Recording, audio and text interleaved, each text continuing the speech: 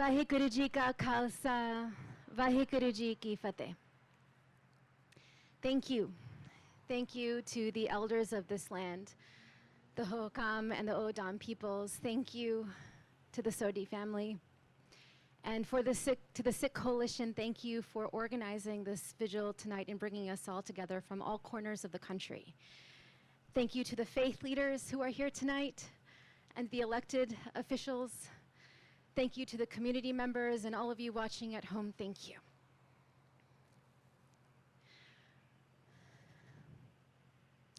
We are gathered here tonight 20 years after Balbir Singh Sodhi was killed at this spot, at this gas station. Balbir Uncle, as so many of us called him, was the first person to be killed in a hate crime after 9/11. So we are gathering here tonight to honor him and all we have lost to hate in the last 2 decades. You see, this gas station is the second ground zero. It is the ground zero for all the people who have been killed or harmed in the hate violence, the state violence, and the wars abroad for the last 2 decades. So we are gathering tonight in our grief and our sorrow and our trauma over all that we have lost and all that we continue to lose. And we are finding the audacity to lift our gaze on this sacred night and reimagine a world where we are all safe and free. How? How do we do that? We are here to remember Balbir Uncle's death, but the answer lies in his life. Balbir Uncle lived a life of love. Balbir Uncle's life is our North Star. So with the blessing of the Sodhi family, with Auntie Ji, his wife, and his children and his grandchildren, with his brothers, Rana, and all the families gathered here, with your blessing, I will tell the story of Balbir Uncle's life as you have told me these last 20 years.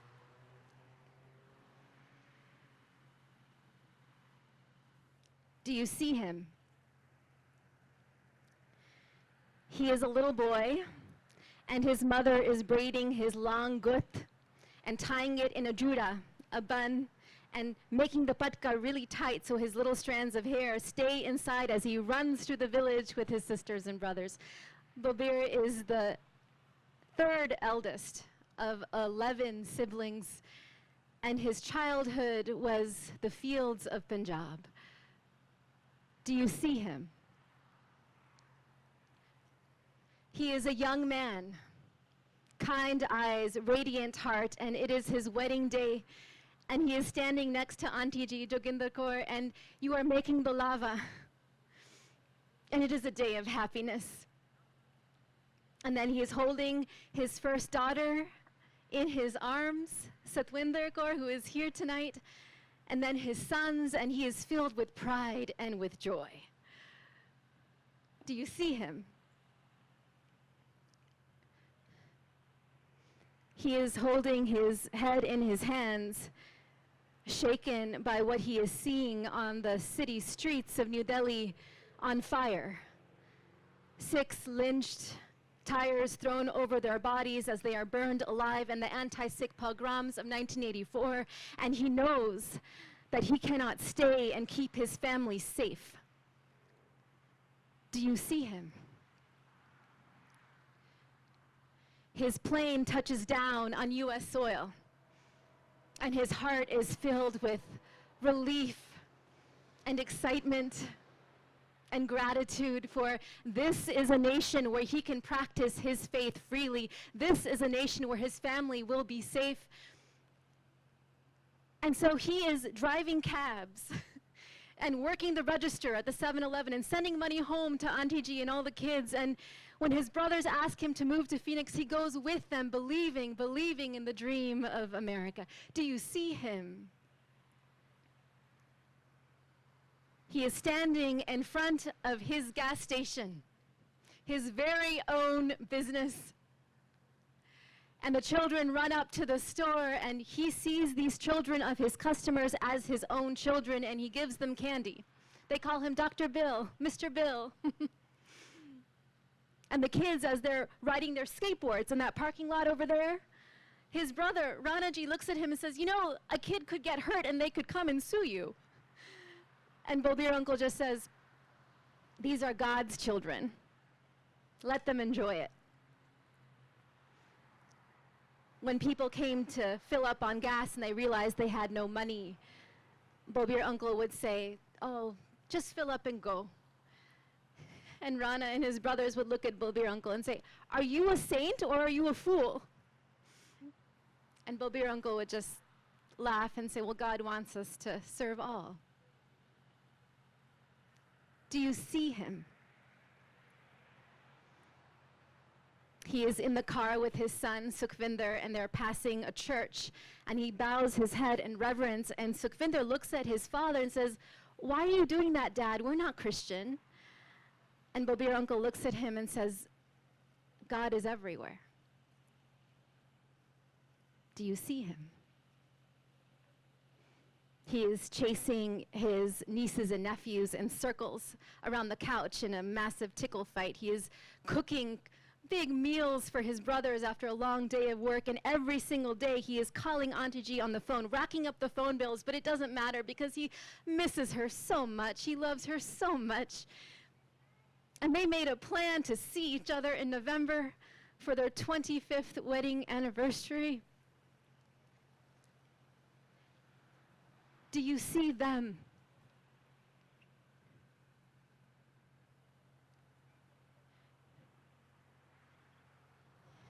He is watching the towers fall, and his heart is aching, and he tells his brothers, I want to go there. I want to go and help with the rescue effort. And his brothers say, you need some kind of skill or training to do that. But his heart keeps aching, and then his phone starts ringing, and it doesn't stop ringing. For 6 in our community were calling him, calling his brothers, saying, someone told us to go back home to our country. They're yelling at us in the street. And you see, this is a moment where hate violence broke out on city streets across America against Muslim Americans and against our community. And Balbir uncle and his brothers, they remembered the pogroms of 1984 in India. They remembered how racial slurs broke into bloodshed in the streets. And so his brothers, with Balbir uncle, they went to the Gurdwara to plan a press conference for Sunday, September 16th, to tell the nation that we were Americans who were hurting just like them.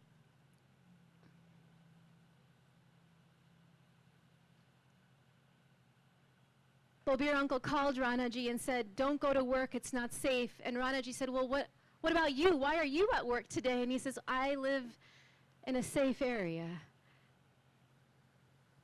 These brothers, they loved each other so much. Do you see them?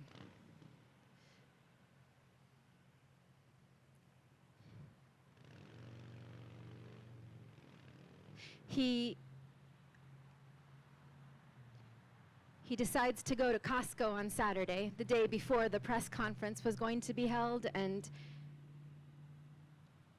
he was buying crates of flowers to plant in front of his gas station, and he saw a jar at the checkout line that said 9/11 Victims Fund, and he just emptied out his wallet, everything he had. And he calls his brother and said, you know, Costco is out of American flags, and I really want an American flag to fly at my store. And Ranaji says, don't worry, I'll look for one for you. I'll see you later today. Do you see him? He is standing right there, planting flowers.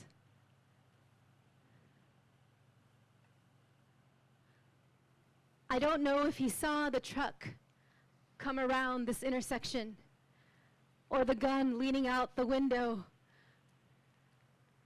but 5 shots rang out and Balbir uncle fell right there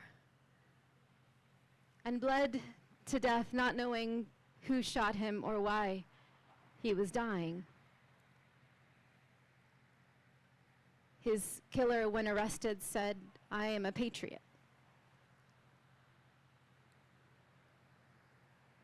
Do you see him?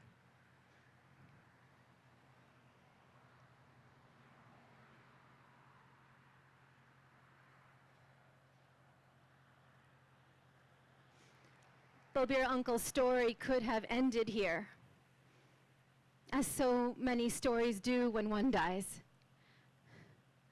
But this was not the end of his story.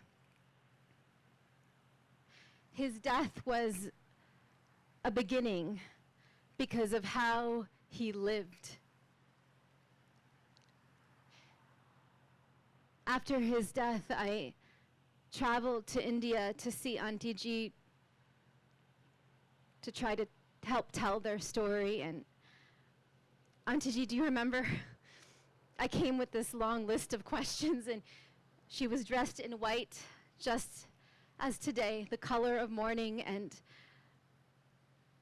I asked you just one question. I said, "What would you like to tell the people of America?" And I was expecting despair. They took your whole world from you.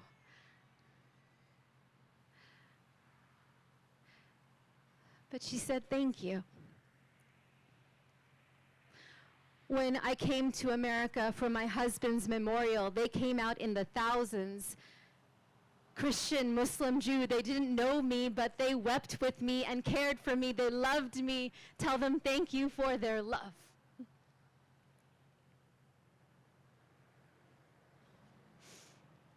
You see, Balbir Uncle lived a life of such courage and love that it inspired his brothers to respond to his murder, not with fear or vengeance, but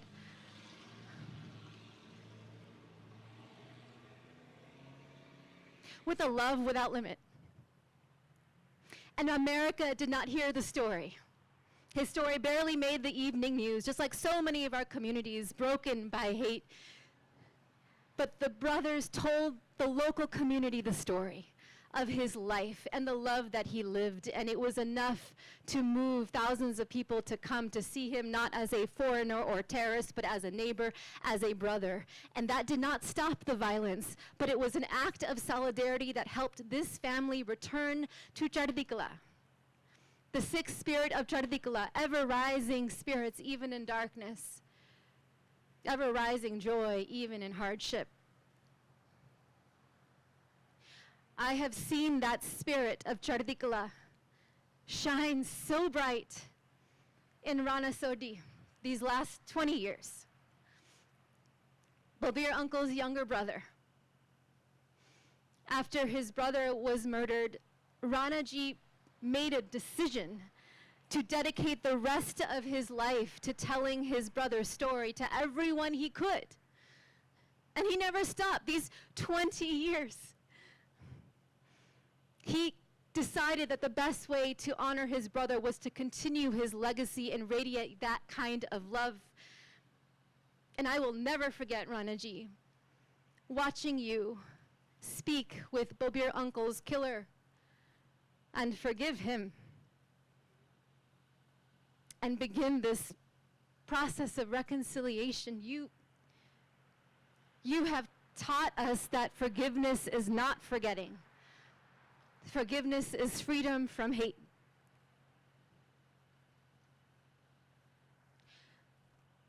I was a college student when we met. Your story turned me and a whole generation of us into activists. Satyajit, Kiran, so many of us who are here, who have been here.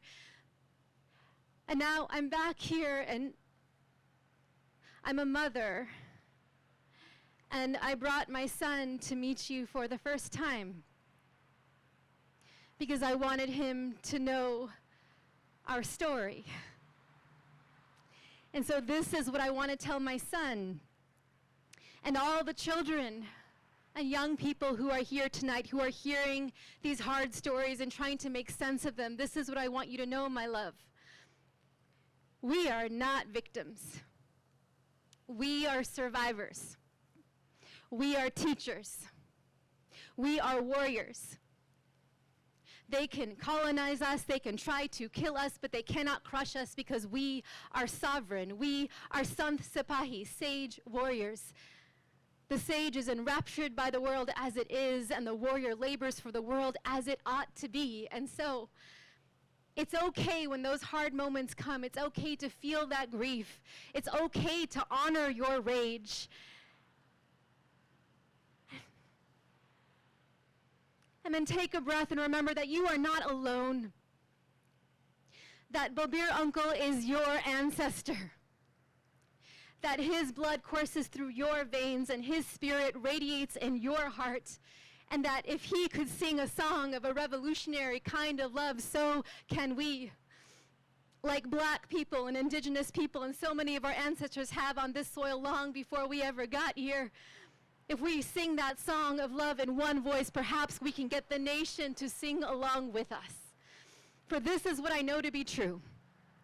We need sound government, and we need just policy. And the only way we will deliver a future where all our children are safe and free is if we, each of us, live into a new way of being and seeing, leaving no one outside of our circle of care. We are ready. We are ready for a shift in culture and consciousness, a revolution of the heart. Nako beri nehi bagana, I see no enemy, I see no stranger. Can we see the world like Balbir uncle saw it? And so what if we looked at his turban? He wore his turban as part of his faith, his commitment to love and serve all. What if we made the value that he died for, the value that Rana has lived for 20 years, what if we made that value of love our North Star? What if we refused to divide the world into us versus them, individually and collectively, and valued human dignity above all?